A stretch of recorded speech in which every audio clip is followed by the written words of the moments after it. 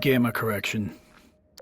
Our game engine has a rendering system that's responsible for taking the entire state of the game and calculating a color value for every pixel on your screen to represent that state. But code and software from other people are involved in the process of calculating those pixels as well. As an example, the software and hardware in your GPU and monitor. At one point during development, we were unhappy with how our characters looked. In particular, we thought that they looked waxy or sickly. Their skin was wrong. We spent some time tuning our lighting, but we just couldn't get both our characters and our world to look right. Luckily, we still had a fully featured software renderer, which allowed us to run the game without a GPU, because this was an era where many players still didn't have one. And looking at the game on that renderer, we noticed that our lighting didn't have the same problem. So we went through our code with a fine-tooth comb, trying to figure out where our rendering code was doing something wrong when it was working with a GPU. After failing to do so, we tried talking to the GPU manufacturers, asking them to double-check they weren't doing anything wrong with the pixel values we were passing them. That was the start of a long journey, and long story short, it was a journey of almost 2 years of back-and-forth communication with GPU manufacturers before we were able to convince them that they were doing gamma correction incorrectly in the low-level math on their cards. During this, we'd even had to build a system that validated the color values of an individual pixel throughout the entirety of our rendering pipeline. But eventually, at the end, we finally got new drivers back from them, and our characters immediately looked like they should, matching the software render.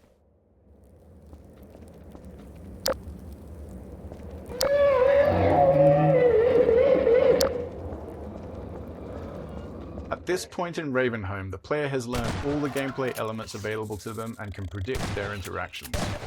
This allows us to build more complex setups, providing a greater level of threat and more freedom in how the player can approach each scenario. This arena is a deliberately entwined space that the player will need to explore, and we use that exploration time to slowly ramp up combat intensity. The faster the player explores, the faster we ramp it up.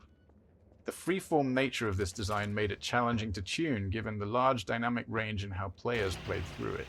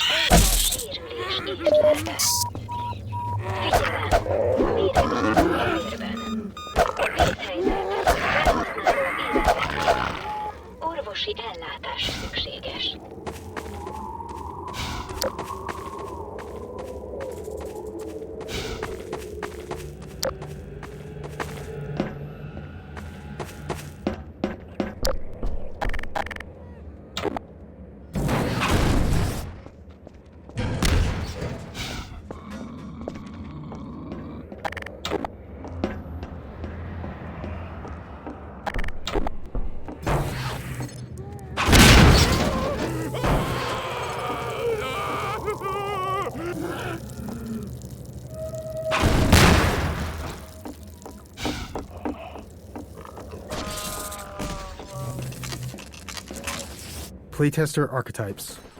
Iteration and regular playtest were the lifeblood of Half-Life 2's production. Every week, we'd quietly watch over the shoulder of a player going through the section we were working on, taking notes on what worked and what didn't. It was important for us to test with a wide range of skill levels to be sure that we weren't making decisions that only worked for some. Over time, we learned to choose specific types of playtesters based on the development stage we were at. Early on, we used experienced gamers, usually teammates, who could handle rough, unfinished areas and were good at explaining their thought process. For combat testing, we'd find players of all skill levels, especially those creative in their usage with the tools. Finally, as sections became more polished, we'd focus on beginners, people who didn't play games much or weren't familiar with first-person shooters.